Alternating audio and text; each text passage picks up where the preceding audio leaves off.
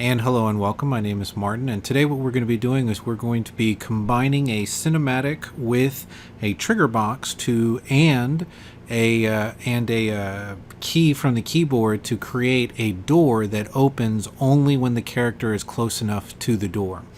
This is going to work with the trigger box telling us that the character is indeed somewhere close to the door, so we're going to set up the trigger box next to the door. And then from there, the cinematic is going to actually be the door opening and closing. So obviously, we don't want to be able to trigger the box or the door if we're very, very far away. So we have to be close to the door, enough to the door to be able to get it to open, like if we were, actually opening a door. And then the other thing would be that we need to assign a different key, something that the player can hit when they're next to the door to be able to initiate the key. Also, we need to ensure that that key doesn't open the door if the character is too far away from the door. So with all that said, let's go ahead and get started. All right, so we're going to stick this somewhere close to where our player is, so we don't have to move them around too much. And I'm going to create a door entrance into the geometry that is here. So this is still a geometry. So I'm going to go find another geometry, grab a box, put it out on the floor, make it a subtractive, and then push that into the wall. So that way we can get into the space in here. So let me move that up a little bit so it's a little bit cleaner. There we go. Okay, so again, our character is about 200 units tall, so a door at 225, 250 should be big enough, tall enough to get our character in. If not, check the height of your character. If you need to, put them next to the door to see how big your character or how wide your character might need to be to get through the door, because you don't want to do all the work of putting the door in, making everything work, and then the character can't get through because they're too big.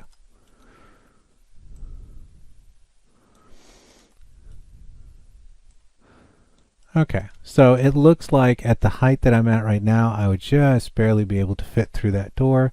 So I'm going to go back to the subtractive by selecting the edge. And let's make this, instead of 200, 225 for the Z, maybe even 250. Let's go 250. Let's make it a slightly bigger door. Okay. Again, that moved it down. I'm going to go ahead and move my character out of the way. We got an idea of how big this needs to be. Okay, also select the subtractive again. Push it up. And sometimes it's easier to pull this out onto the floor, hit end, so then that way it's sitting on the floor, and then stick it back into. Okay, so that works. And I might just raise that because we have a little bit of an interior wall to that. Okay, I don't need this to be quite as thick, so I'm going to go ahead and just thin it up a little bit.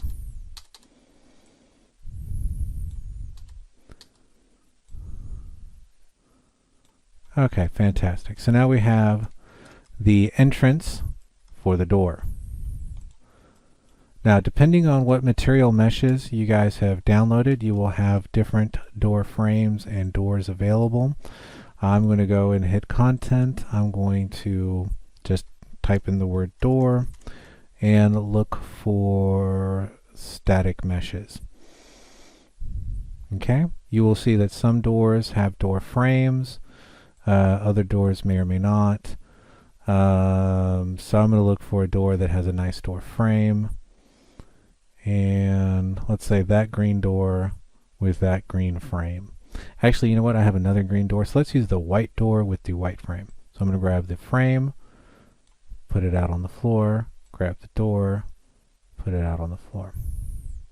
Okay, so both of them are there. Now it's the job of resizing the doors and making everything fit. So first thing would be the frame.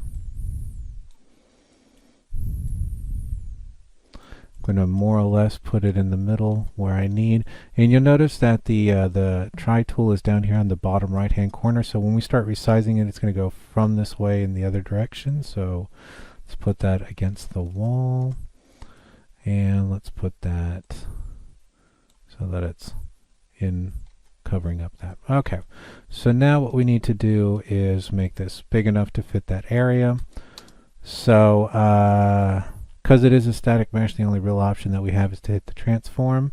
The only two transforms that, well, you know what, we can grab the point down here and we'll just stretch it up until it's big enough to fit. Okay, so now we have the left and the right of the door more or less correct. I'm not seeing too much of a gap here in the door frame. And the only thing is that now the door is way, way, way too tall. So instead of moving all three of the tools, I'm just going to grab the up and down tool, move that down, and then set the height of the door frame. Again, checking to make sure that I don't have any gaps. It looks like I have a tiny gap there. There we go.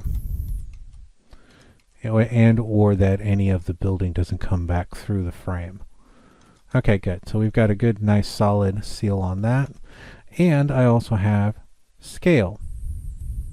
So we can see that this is the scale that I have. And I'm going to do the same thing for the door because the size of this door and this, because they were a set, should have been the same when they came in.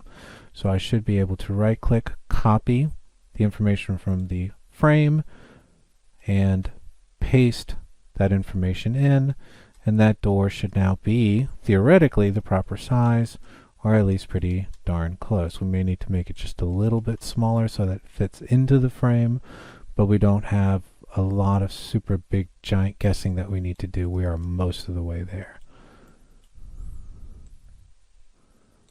Now the other thing that these doors do have is they do have like a hinge lock system, like for the hinges. So I'm going to slow down my camera so I can get in and just see that these are aligned. And right now they are not. I think I have a hinge down here at the bottom. Perfect. Okay, so let's move that out. And we can see, well, let me make this bigger so we can actually see. And we can see that the door frame has hinges on it and the door itself has hinges on there. So we'll just line those up.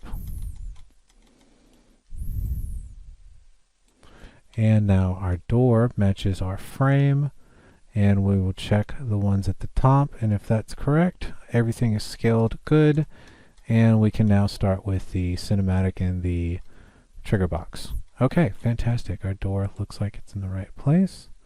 Let me speed up my camera so I don't feel like I'm very, very slow. That's probably too fast. There we go. Now we can zip around pretty good.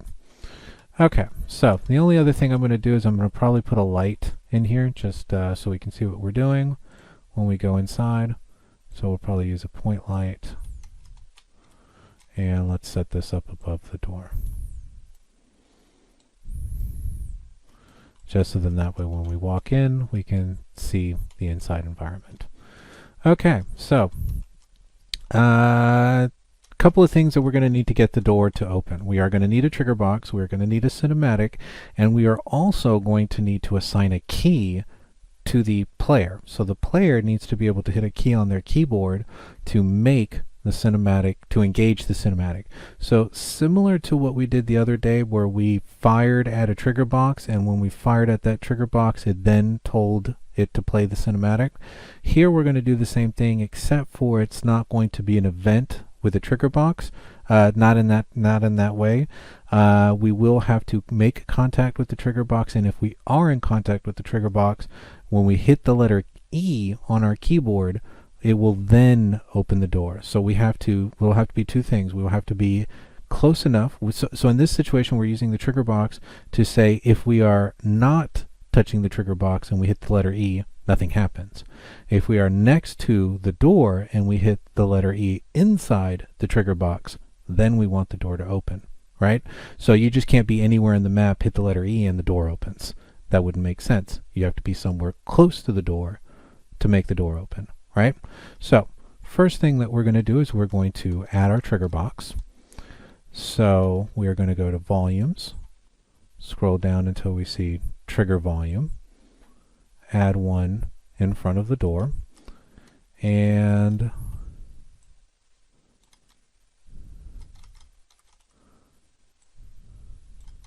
there we go. Now, when you create this, you also have to think about which direction the door is going to open. So because the hinges were on this side, the door should open out instead of in. And if that's the case, that means if I was inside and I open the door, I don't have to worry about how far that door is going to swing to get my character in or out of the way. So I'm going to go ahead and make this trigger box just a little bit bigger and just a little bit wider. Then I'm going to move it so then that way my character has to be, you know, more or less a foot away from the door to get that to work. And then on the other side, because you have to allow for the door to swing, you need to make sure that the swinging of the door or wherever the character would be standing would allow for the door to swing open. So I'm going to go ahead and actually just pull this open a little bit more. And that did give us a little bit more space on the front. So we'll just pull that back a little bit. That's probably fine. So this is a good box. That's a good trigger box for a door. All right, the next thing that we need to do is we need to create the cinematic. So let's go ahead and close the door. And let me just make sure that it is closed. Yep, okay, good. All right, so the door is in its starting position, and we are going to go ahead and create the first cinematic for the, or actually the only cinematic for this. So we're going to go up to Cinematics, Add Level Sequence. We are going to need to put this somewhere. So A_my_stuff, and I think I have door 1 here, so I'll probably just put it in there with that. And let's do door 2, so that'll be what the sequence will be called, door 2, where the other one was called door 1. So we'll go ahead and hit save. And remember that what it does is it creates our timeline for us. And what I'm going to do real quick is find my cinematic and make sure that it is close to my door, somewhere where I can see it. So when I'm ready to create a reference for it, I know where it is.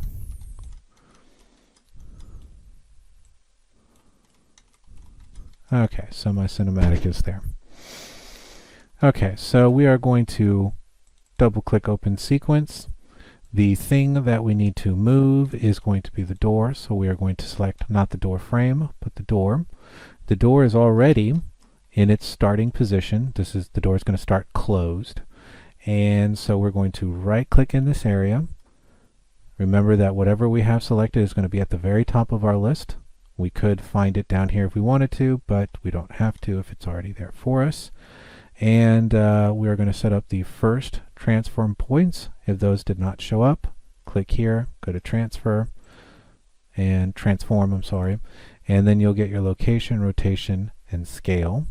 So with the door closed, we'll add the first points. Now, typically when we think about how quickly we open a door, that's a pretty quick movement. 1 second the door could be open, right? So I'm going to move 1 second in time, and I'm going to now, with my timeline indicator in the right place, select the door and open it to where I want the door to be. Let's say this is a wide opening door, and so it'll open up all the way up to about right there. Okay, so this is the new position for the door. With the timeline in the correct place, I'm going to record this new information. So now we see that we get a opening and closing door. Okay, now unlike the platform, we want to continue using the letter E to either open or close the door.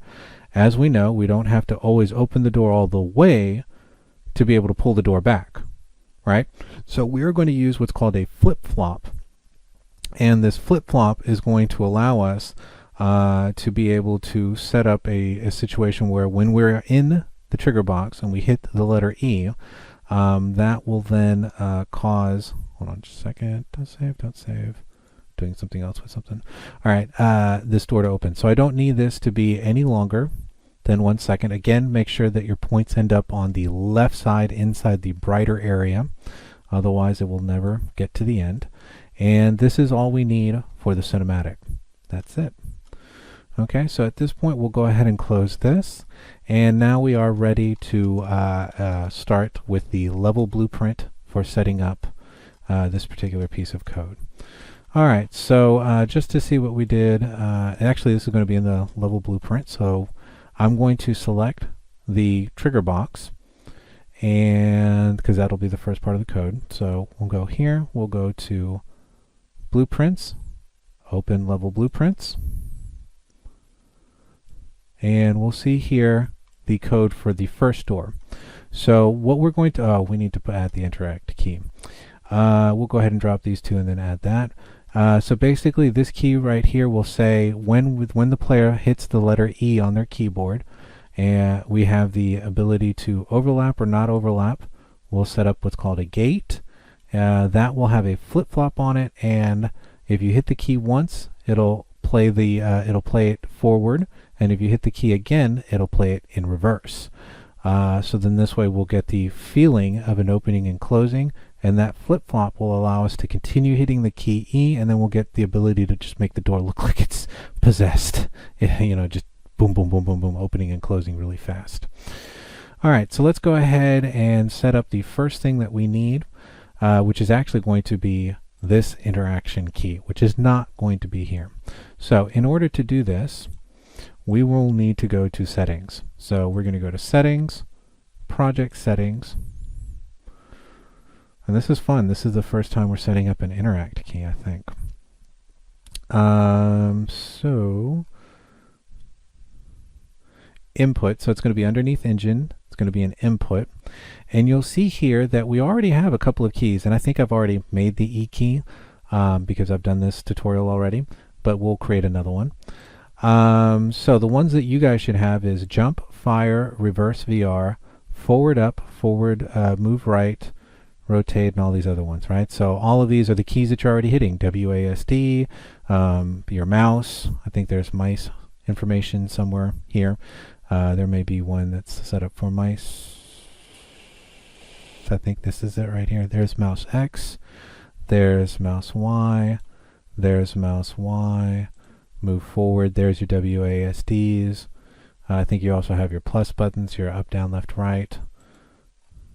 So there you see all the keys. So every time you hit a key inside the game, these are the things that could happen. Space bar is our jump key, firing key is our left mouse key. So this is where things are to come in and make changes to that. So what we are going to do is we are going to create our own new action map. So you'll see up here we say action map, there's a plus there, so we'll go ahead and hit the plus key for that. I'm just going to close some of these down so there's not too many weird open things up. Alright, so we're going to add one, and we'll see that we get the ability to be able to name this. So we'll type in interact, and maybe we'll call this one interact F, right? I'm going to leave it as the E key. I'm actually going to delete this one because we don't need it.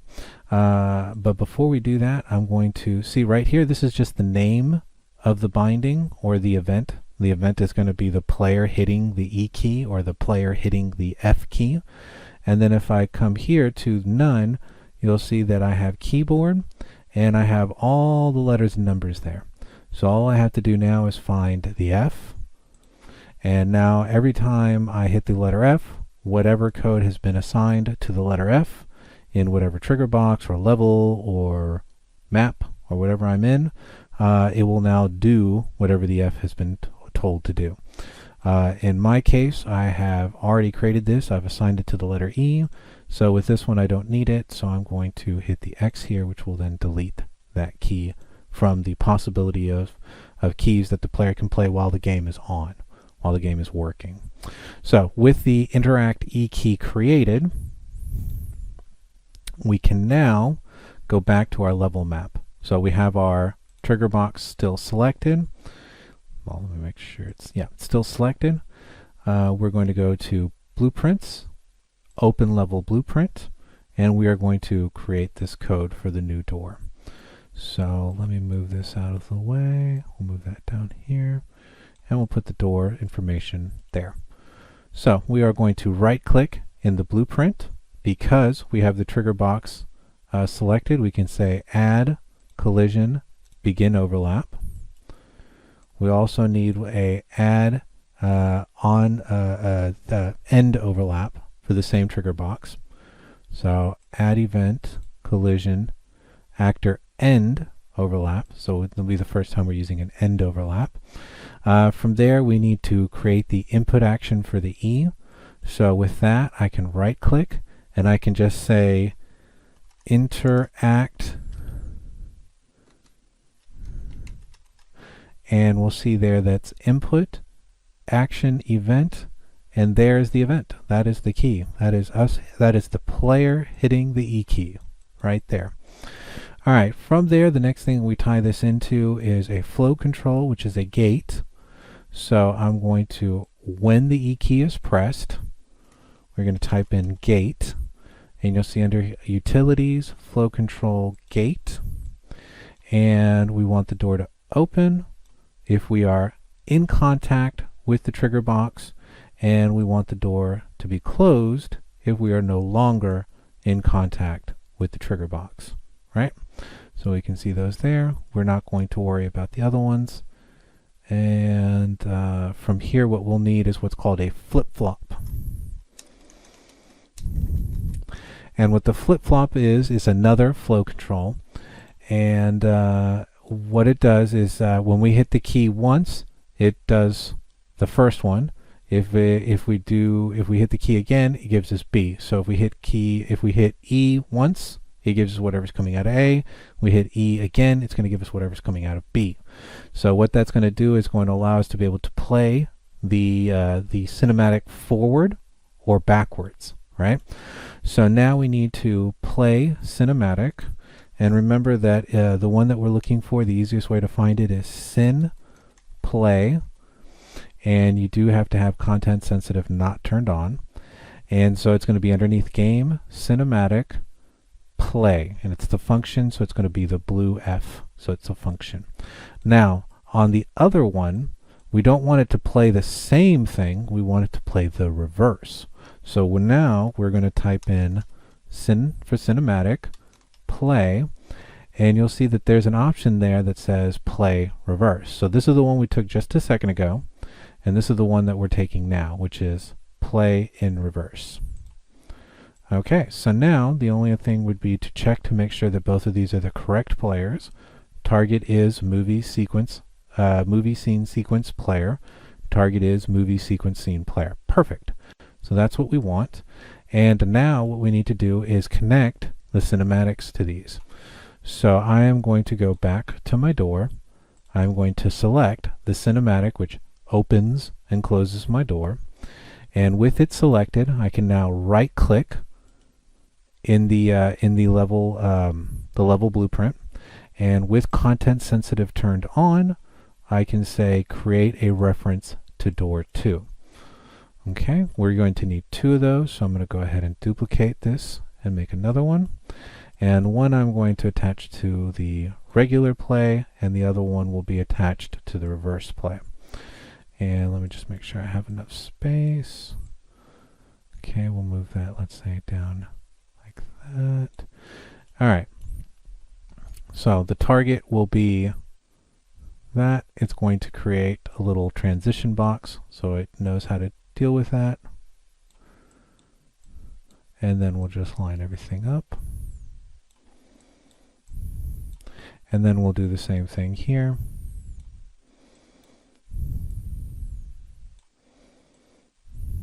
And I'm just going to tidy that up by making it a little bit closer together. And just line those up. Okay, so now we should have a working door. I'm going to select all of that. I'm going to hit C to put it into a comment. And I'm going to say door 2, trigger E key, because we're hitting the E key on the keyboard. And this will be play cinematic. Okay, so now all that code is there. And if everything is working correctly, if our if our collision settings are correct and everything is correct, this should work. So let's go and hit compile. Oh, there may be something that we have not done yet, and that might be with the cinematic itself. So I'm going to select the cinematic and I'm going to go to the details panel. And I want to check the playback information. Remember when we were doing the cinematic for the moving platform, some things we wanted to loop, some things we didn't want to loop, some things we wanted to autoplay, some things we didn't want to autoplay. So in this situation, we don't want this cinematic to autoplay. We only want it to play when the character is within the trigger box hitting the E key on their keyboard. So we're going to leave this unchecked. We don't want it to loop because we have it on a flip-flop. So we don't want it to, when it gets to the end, to move back to the beginning or do anything weird like that. So we're going to leave don't loop for the loop. As far as the speed of it, 1 second should be right at the regular speed. It only takes about a second to open the door. We don't need to offset the time. We don't need it at a random start because we are triggering this event by us hitting the E key. And the only thing that we want is we want the animation to pause when it gets to the end of the timeline. And the reason why is because it will reset itself and it'll like open the door and then slam it unless you say pause at end. All right, so with this we should now have a working door. So I'm going to hit compile save and save everything, and let's push play. And we are now by the door. So what I'm going to do is I'm going to be not near the trigger box and I'm going to hit the E key. So right now I'm hitting the E key on my keyboard and nothing is happening, right? The door does not open, nothing else happens. The other door doesn't open, the one that we have on the other side of the building. So I'm going to walk up to the door and I'm going to be within the box and you'll see that the door now opened. Now I'm going to walk away. I'm going to hit the E key and you'll see that there is no movement on the door. So even though I'm in the same level, even though the E key is still engaged because we haven't done anything to the E key's still doing whatever the E key is supposed to do, but in this case, because we are not in the trigger box, the door didn't close. So now I'm going to be on this side of the door. I'm going to be inside the trigger box. I'm going to hit the E key and the door closes. Now the cool thing is the flip-flop. This is what the flip-flop lets us do. I continuously keep hitting the E key and it will play the animation forward or backwards. So now it looks like I'm having a nervous fit. Where I'm just opening and closing the door. But theoretically we now have a door that we can walk to, opens, we get close to it, closes, we are not anywhere near it, nothing happens when we initiate the key that's supposed to make the door open and close. And then when we get closer to it again, we now have a opening and closing door. All right, fantastic. So that is a cinematic with a trigger. And in this case, instead of it, being activated like we had earlier with the first-person projectile, our first-person character needs to be making contact with the trigger box for the triggerable event, which is the opening of the door, to be done only when the character is hitting the E key, right? Or you could literally set it up to any other key that you want. I picked the E key because it's close to the WASD, and it would be an easy key to reach for, and you're not actually using any of your other fingers. Well, maybe your index finger to reach up, but you could always be moving left as you're reaching up. But anyways, it's a fast enough movement and it's close enough to the hand to where the other fingers are for it to be a useful key. Okay, that's the end of the video. I hope you've learned a lot and have a wonderful day. Bye-bye.